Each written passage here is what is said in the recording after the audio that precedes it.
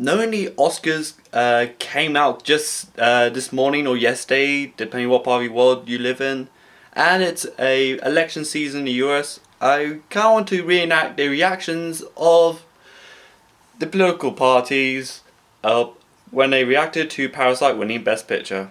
And the winner is Parasite. Kind of anticipated that, but I completely welcome it. I like Jojo Rabbit. I better check out this Parasite if it goes on Netflix. I bet it's about North Korea and BTS.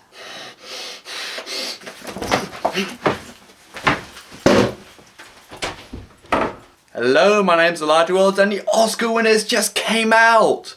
And I'm going to pick apart the category by category what my thoughts are on the Oscar winners. And truth be told, I did see Parasite and this is proof, and I will get to reviewing it someday soon. Well, tomorrow at best. For Best Picture, it goes to Parasite.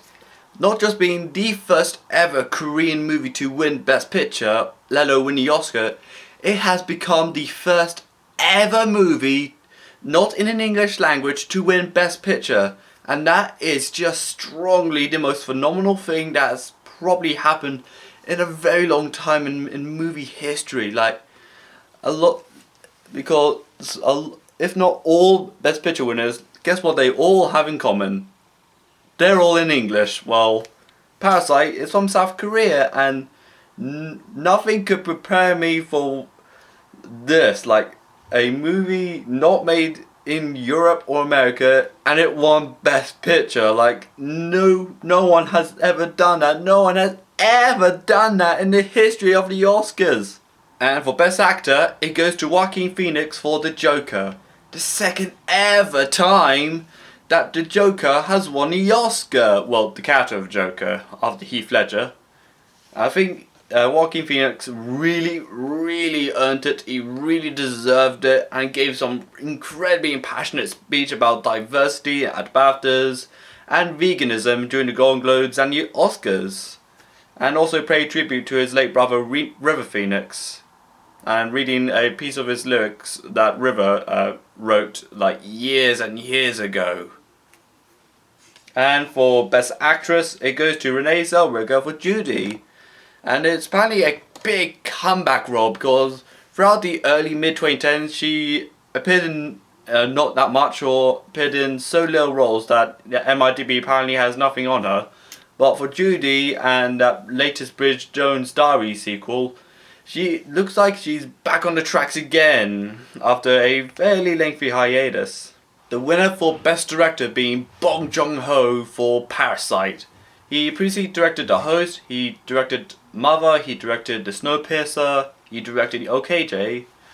But this had some incredible awards, particularly for South Korean cinema, because this is the first ever movie to be nominated from South Korea for an Oscar, and that movie winning 4 Oscars and Best Pictures. This is not just the opposite of a consequence, that is the most rewarding thing that South Korea has ever got, since being at one point the most viewed video on YouTube. For Best Supporting Actress, it goes to Laura Dern for Marriage Story. I haven't seen the movie because it's on Netflix, but tell me what it's like. For Best Supporting Actor, it goes to Brad Pitt for Once Upon a Time in Hollywood, which is, in actuality, his second Oscar, but his first acting, because he won his first Oscar through producing 12 Years a Slave. For Best Editing, it goes to Ford vs Ferrari, or Le Mans 66, depending what part of the world you're at. I thought this was going to be like a really tight one because there's Irishman, Parasite, Jojo Rabbit and Joker. But seems like Ford vs Ferrari, or Le Mans 66, seems to have won its race. Literally, the movie is about car racing, but in the mid-60s of all cases. Directed by James Mangold, who did Logan and Walk the Line, and 3:10 to Yuma. Now for the short categories. First, for animated short, it's Hair Love. I think it's by Sony Animations, and it's apparently got quite a lot of considerable praise. And during the ceremony, they even invited a girl who was expelled from a school for simply having really long dreadlocks, or just having dreadlocks itself. Like, they're dreadlocks. Why are they that offensive? And it's also For live action short, it is The Neighbour's Window, the movie that sounds like it belongs to a Alfred Hitchcock movie, but I haven't seen any films or shorts from these two categories, so tell me if you have and tell me what you think, so whatever. Now for the Sound Awards, sound editing and sound mixing. There are apparently two different categories, unless it was 2018 awards where they're both the same, so whatever. The winner for sound editing goes to Ford versus Ferrari, and the award for sound mixing goes to 1917.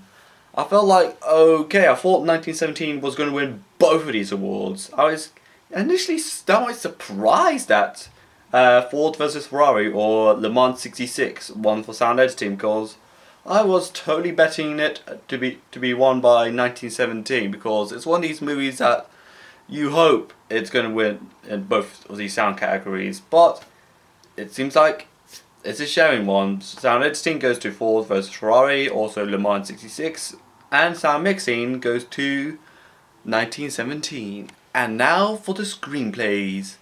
For adapted screenplay, it goes to Jojo Rabbit. I think the longer the award season went, the more I was kind of backing Jojo Rabbit to win, because I think initially I wanted to back The Irishman because it was because with a 3.5 hour length, because I instantly knew it was going to be such an expansive and it was such a well explored movie. But then Jojo Rabbit got more and more awards for its screenplay. I think particularly for the scene, This Table Switzerland scene. Yeah, I think that was a really well written and well acted scene, which kind of won it for Taika Waititi, who is directing the upcoming 4 movie for Love and Thunder, and that movie about American Samoa football team, and a Star Wars movie, an Akira remake, and a movie about Michael Jackson's pet monkey Bubbles. And I've lost count how many projects he's now involved in, unless if he's like a superhuman or something. Also for original screenplay, Parasite. Well, a lot of people were hoping for like Once Upon a Time in Hollywood would win, but nope, it was Parasite, because Once Upon a Time in Hollywood, if I can remember, won the screenplay award at Golden Globes, but Parasite won out the BAFTAs and now won the Oscars. For Best Foreign Film, it's Parasite. Duh. For Best Original Song, it's I'm Gonna Love Me Again by Rocketman. I was kinda hoping that Into the Unknown by Frozen 2 was gonna win, but I think the chances somewhat drifted away the longer the award season draws itself to a close, and the more the chances that I'm Gonna Love Me Again by Rocketman was gonna win, so I welcome it for I'm Gonna Love Me Again by none other than Elton John. And for Best Score, it goes to dramatic music that won't come on my timing, The Joker. Yeah, I think the scene where he has his blood and wipes it across his cheeks with that cello background music, I think that really was the icing on the cake or why that won. Like, its heavy use of the cello strings that was prevalent in like Sicario, which really did it to its full potential. For Best Animated Feature, it goes to Toy Story 4. It was going to be like a 3-horse race, but it was Toy Story 4 at 1. What I meant by that, because Klaus won at the BAFTAs, Missing Link won at the Golden Globes, so it would make sense that Toy Story 4 would win. And also American Factory won for documentary feature, which is a movie set in Ohio where Chinese workers and American workers work together to rebuild an abandoned factory and rebuild from that abandoned business. And its executive producer is none other than Obama. I'm not kidding, it's his pictures, High Grounds. And for documentary short, Learning to Skateboard in a War Zone If You're a Girl. From what I heard, it's based in Kabul, Afghanistan, and I should check it out because it's the most talked about short film from any of them from the awards ceremony. For Best Cinematography, it goes to Roger Deakins' 1917. Even though the film won huge at the BAFTAs, it was kind of like the favourite, where it won big at the BAFTAs, but won way less at the Oscars. It won for like sound mixing, from what I remember, and it won for visual effects, which I'll jump to later. But this is the most deserved out of all three of them, because it's done mainly in one continuous take, and it's by Roger Deakins, who previously won an Oscar for Blade Runner 2049, which is agreeably one of his better works he's ever done. At least this is like 2 Oscars from a person that was considered at one point the Oscars' biggest loser, which is a little bit mean, but yeah. For Best Costume Design, it goes to Little Woman Walking Down the Street. It's not that Roy Options song, it's about the movie that's been adapted 1 billion times according to Screen Junkies, for movies, TV, and at one point an anime. And this time, it has Saoirse Ronan and Meryl Streep in it. So it is, I really do like the costuming work, even though my sisters did watch the film. From what I heard, I think it looks really exquisite. I think I backed Once Upon a Time in Hollywood, I think, but I can't remember. And the most deserving of the ceremony is Bombshell for makeup and hairstyling. Well, from what I've learned after watching the movie, it was directed by none other than the guy who directed the Austin Powers trilogy, since they had like really good makeuping effects. Like Austin Powers, portrayed by Mike Myers, it is played by Mike Myers, like all these other characters, Mike Myers. Like, well, I can see these influences there, even though it's not that subtle if you look at his MIDB page.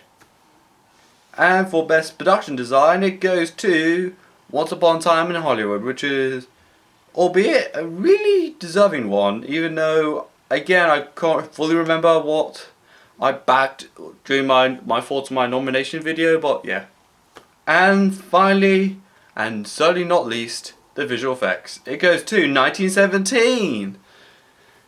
Again, I actually backed Avengers Endgame, I definitely remember that, but 1917, I think it was like doing some really subtle editing tricks to give the impression that it's all done in one take, and of course some green screen effects that were used, like blown up trenches, the blown up mine, the blown up fields. I think it was mainly used for like backgrounds and that, and also some CG animals like these overweight rat and some birds, and also that massive battle scene at the end, which was done mainly practically. All in all, well, I think, yeah, it was definitely one of the more pleasing award seasons for me personally. But what do you think about the Oscars this year round? Do you like them? Do you dislike them? Let me know in the comments below. Follow me on Instagram, follow me on Twitter, like this video, and this is Elijah Wells, and bye!